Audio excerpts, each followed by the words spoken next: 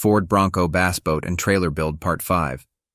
In this Sunward Hobbies build tutorial article, I'll be showing Part 5 of the project. At this point you can have an amount of fun completing a few steps and learn some tips. The Revell 1980. Ford Bronco with bass boat and trailer set gone fishin' 1/24 scale. I'll be showing you the alternatives of the look. After all, it is your model. For the clear parts on the back soft top, I would suggest using micro-scale crystal clear Mi9 in a few tiny spots to help you align each part. Once this PVA glue is hardened, you can use Tamiya Extra Thin Cement or Mr. Hobby Extra Thin Cement to make the final bond. The parts have a little flex in them. Use some clamps to bind them. Do not fret about any excess PVA inside the plastic part because it will never be seen, should you opt to go with this option. The excess, which can be seen on the outside, can be easily removed with a blade and a toothpick. Here I am using AK Interactive Chrome for the edges of the side windows. Keep these items on part sticks you can buy from the Sunward store. It is much easier to handle them when free painting. Rest the stick against the edge of your bench for greater control and use a minimal amount of the paint on your brush. The windows have to be placed on the outside of the soft top, so make sure you have the alignment right. There are no connection points. Use some more PVA at the very edge of the outer opening of the plastic part and let it dry for a few minutes. Then you can rest the clear part carefully in place and make minor adjustments. In step 33, you absolutely have to remove the factory chrome plating from the connection point of the side mirrors to get a solid bond. Use the back of a number 11 blade to do this, and remove the flash plastic for it to fit into the slots on the door. In step 25, there is a lot of plastic flash to remove from the chrome parts and radiator assembly. This is a model kit from the early 80s, so that should be expected and excused. That said, you must slowly remove it and continue to test fit until the parts fit to your liking. A nifty little idea is to drill a partial hole into the side of the engine bay and hood and add a metal rod to hold open the bonnet to display your work. A little bit of wire for the windshield wipers is another easy thing to pull off. Simply drill a hole. Because the winch was placed where the license plate would go, I am offsetting it below the bumper. Scuff up some common tin or aluminum, then snip away the unwanted areas. Use a high-quality BSI CA glue you can purchase from the Sunward Hobbies store to affix this metal, and make sure to scrape chrome plating from the bumper part. Another cool thing you do is make an extension to the plastic exhaust part. To my eyes, the part is way too short. Use the same tin or aluminum and wrap it around one of the sprue trees. It is a very simple thing to do and adds so much more life to the project. Besides, this is already a tricked-out truck and something I always added to my vehicles. A bit of dark weathering will add even more realism. In step 34, the roof rack parts need to be glued in place on one side and left for a few minutes. They are delicate, but will flex for you to assemble them. You will also have to carefully remove some material from the connection points to get a better fit on the roof. There are no guide pins, so use your best judgment.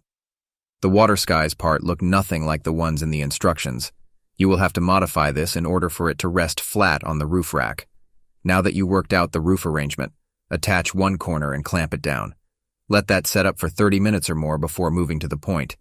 The fit on this subassembly is poor and to be persuaded to conform to the curve of the top.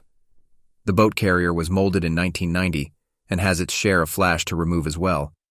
Use your blades to hog away the majority of the material before using the sanders you bought from the Sunward store. You have to do this in preparation for the lights and color to come.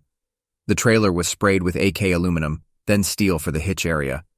Mask this area off for the best-looking result. Consult a member of the Sunward Hobbies staff about the different tape masking products to help with your project. With metal paint drying on the trailer, I can finish the roof rack.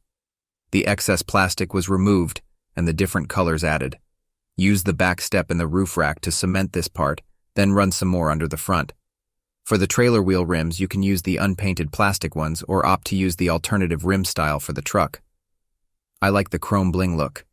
Use a new blade to remove some rubber from the inside of the tires and then the plating from the chrome connection points. I would strongly advise to remove as much paint from the joining points where the rims meet the axles. These are keyed to be a pressure fit and can take a bit too much force to snap into place. The worry is that you may snap off the fragile axles. There are 6 points to cement on the trailer, but all have to be clamped down. These connection points are really small, so leave this area dry for an hour or more. The hitch area is a great little addition. You can see the decals and hand painting that was done to spruce it up, including the black straps and brass clasps. Also note the two tones in the front wheel rod. The boat holders are a different metal color to add some contrast. I used AK steel because these items take cement super well without spoiling the previous metal color. Here you can see the lights being painted. I have used these Tamiya products for decades with awesome results. Again, make sure the surface is nice and flat for the best appearance. To get the boat holders to fit in place, you must core out the connection holes. Use a drill bit, or the tip of a sharp Excel number 11 blade.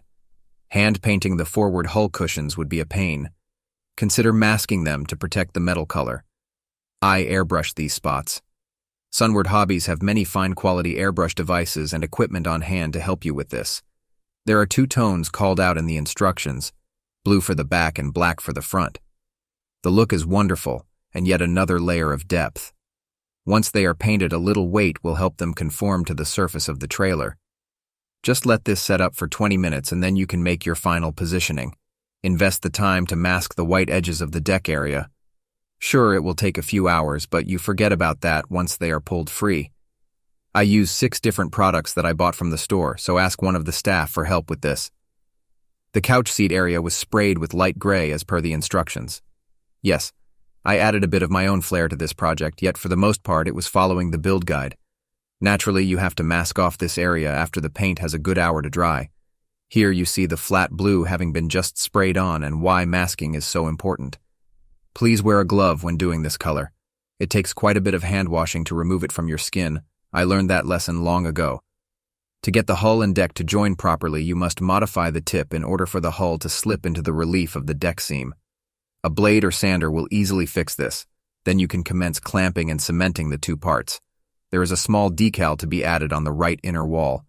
Do this before clamping everything down and cementing. Hold the warped parts with one hand and add the cement and then clamp that spot. And here is where we are at with this project. There is still more work to be done, but it looks nice. There are plenty of options within this model kit for you to have hours of enjoyment with. If you have any questions about the products used in this article, please feel free to ask the staff when you pick up or place your next order from Sunward Hobbies. G. Barnes is a former voiceover artist and retired sales and marketing professional. He's the author of 2 large-volume science fiction adventure romance novels with many more in the works.